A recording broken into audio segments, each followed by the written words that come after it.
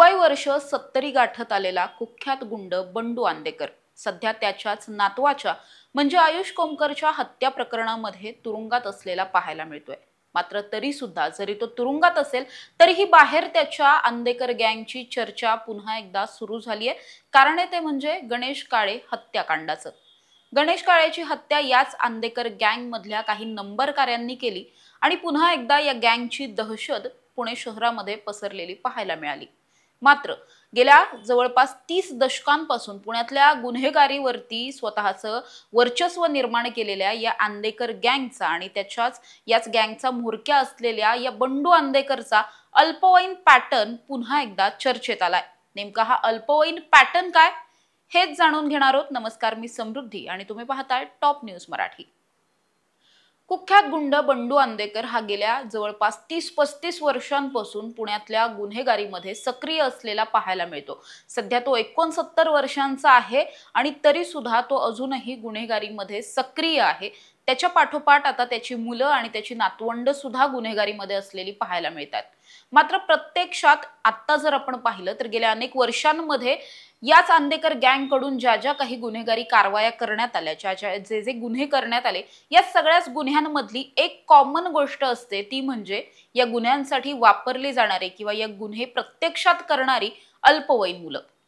या सुद्धा प्रकरणात म्हणजे अगदी गणेश काळे प्रकरणात सुद्धा आणि आयुष कोमकर हत्या प्रकरणामध्ये सुद्धा अल्पवयीन मुलांची संख्या ही प्रकर्षाने जाणवून आली होती। अगदी या गणेश काळे हत्याकांडातही आपण पाहायला गेलं तर 5 मुख्य आरोपी आहेत, त्यापैकी 3 सज्ञान आहेत तर 2 हे अल्पवयीन आरोपी आहेत।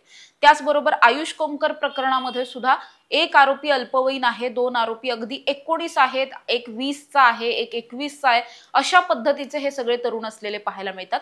यापैकीच काही आरोपींनी म्हणजे आयुष प्रकरणातले जे 2 आरोपी होते त्यांनी वयवर्ष 17 असताना म्हणजे अल्पवयीन असताना निखिल आखाडे या सोमनाथ गायकवाड टोळीतल्या एका गुंडाचा खून केलेला होता। निखिल आखाडे हा मुळात सोमनाथ गायकवाडचा मावस भाऊ होता आणि निखिल आखाडेच्या खुनापासूनच खरं तर चालू झालेलं हे सगळं टोळी युद्ध आहे। म्हणजे कोमकर, गायकवाड आणि आंदेकर या 3 कुटुंबांमधलं जे काही किंवा 3 टोळ्यांमधलं आपण म्हणू शकतो हे जे काही टोळी युद्ध आहे हे निखिल आखाडेच्या खुनापासून चालू झालेलं आहे। आधी निखिल आखाडेचा खून या आंदेकर गँगने केला, त्यावेळी त्यामध्ये जर आपण पाहिलं तर याच बंडू आंदेकरचा नातू असलेला स्वराज वाडेकर, तुषार वाडेकर होते। त्याचबरोबर आयुष कोमकर हत्या प्रकरणातले 2 आरोपी होते जे त्यावेळी अगदी 17 वर्षांचे होते। खरं तर निखिल आखाडेच्या खुनापासून सुरू झालेला हा सगळा टोळी युद्ध आणि त्याच्यानंतर मग निखिल आखाडेचा बदला म्हणून वनराज आंदेकरांचा खून आणि वनराज आंदेकरांच्या खुनाचा बदला म्हणून मग परत आयुष कोमकरचा खून आणि आता गणेश काळेचा खून। आयुष कोमकर, गणेश काळे आणि त्याआधी निखिल आखाडे आणि इतर अनेक अशी प्रकरणं आहेत। म्हणजे अगदी आपण अभ्यास करायचं झालंच तर खूप प्रकरणं आहेत। या सगळ्याच प्रकरणांमध्ये पहिल्यापासून या बंडू आंदेकरवर एक आरोप केला जातो, तो म्हणजे बंडू आंदेकर कायम त्याच्या अशा पद्धतीच्या गुन्हेगारी कारवायांना प्रोत्साहन देण्यासाठी, अंमलबजावणी करण्यासाठी तो कायम अल्पवयीन मुलांचा कुठेतरी या सगळ्यामध्ये वापर करून घेतो। मुळातच आंदेकर गँग या नावाला गुन्हेगारी पूर्ण आपण क्षेत्र म्हणू शकतो। या गुन्हेगारी क्षेत्रामध्ये एक वलय आहे किंवा आपण म्हणतो की अनेक बेरोजगार तरुण असतील, अशिक्षित तरुण असतील, या तरुणांना कुठेतरी गुन्हेगारीचं आकर्षण असतं आणि हेच आकर्षण मग ही आंदेकर गँग जशी जशी त्यांच्या टच मध्ये यायला लागते हे आकर्षण वाढत जातं।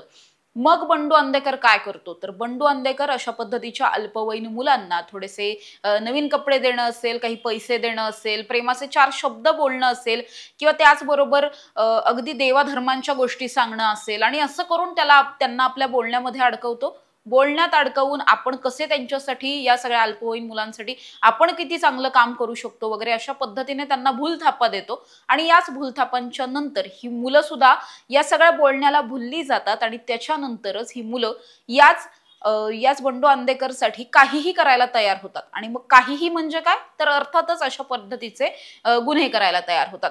हा पॅटर्न अगदी पहिल्यापासून पाहायला मिळालेला आहे आणि याच बंडू आंदेकरच्या या अल्पवयीन पॅटर्नमुळे, ज्या अल्पवयीन मुलांना तो वापरून घेतो त्या पॅटर्नमुळे पुण्यात गुन्हेगारांची संख्या, त्याच्या टोळीच्या मार्फत जे काही नवे गुन्हेगार तयार झाले यामध्ये सर्वाधिक संख्या ही अल्पवयीन मुलांची असलेली पाहायला मिळते। अल्पवयीन मुलांना एकतर आपलं काम करवून घेण्यासाठी, त्यांचं ब्रेन वॉश करण्यासाठी, त्यांना मॅनिप्युलेट करणं खूप सोपं असतं असं या बंडू आंदेकरला वाटतं। त्यामुळेच तो जास्तीत जास्त स्वरूपामध्ये अशा पद्धतीच्या अल्पवयीन मुलांना हाताशी धरतो। दुसरीकडे अल्पवयीन मुलं जी असतात त्यांनी कितीही सीरियस क्राईम केले, गुन्हे केले तरी सुद्धा कायद्याच्या कचाट्यातून ते अगदी सहज सुटू शकतात। म्हणजे जरी शिक्षा झाली तरी सुद्धा ती फार मोठी शिक्षा नसते, ही शिक्षा लवकर संपते आणि या वयातले जे तरुण असतात त्यांना 2-4 वर्षांची शिक्षा म्हणजे त्यांना फार जास्त काही वाटत नसतं, कारण मुळातच अल्पवयीन असतात, त्यांना शिक्षा होते हीच खूप कमी शिक्षा होत असते, अनेकदा शिक्षा होतच नाही, केवळ बालसुधारगृहामध्ये टाकलं जातं, तुरुंगात वगैरे टाकलं जात नाही। फार एखादा सीरियस क्राईम वगैरे असेल तर मग थोडीफार शिक्षा होते, तरी सुद्धा त्या शिक्षेतून ही मुलं लवकर सुटून येतात, त्यांना जामीन पटकन मिळतात आणि त्यामुळेच कुठेतरी अशा पद्धतीच्या मुलांचा वापर बंडू अंदेकर कडून आणि त्याच्या संपूर्ण या गँग कडून, म्हणजे ही गँग चालवणारे आता जे जे कुणी आहेत बंडू अंदेकरांच्या पाठी त्याचा मुलगा आहे कृष्णराज अंदेकर, त्याचबरोबर मग हे शिवम अंदेकर झाला, त्याचबरोबर आता जर आपण पाहिलं तर स्वराज वाडेकर, तुषार वाडेकर या दोघांचा सुद्धा ऍक्टिव्हली सहभाग दिसून येतोय, जे बंडू अंदेकरचे नातू आहेत। त्यामुळे या सगळ्याच तरुणांकडून, या सगळ्या स्टोरीच्या म्होरक्यांकडून, सूत्रधारांकडून कुठेतरी पुणे शहरातल्या वेगवेगळ्या भागात राहणाऱ्या अल्पवयीन मुलांना टार्गेट केलं जातं।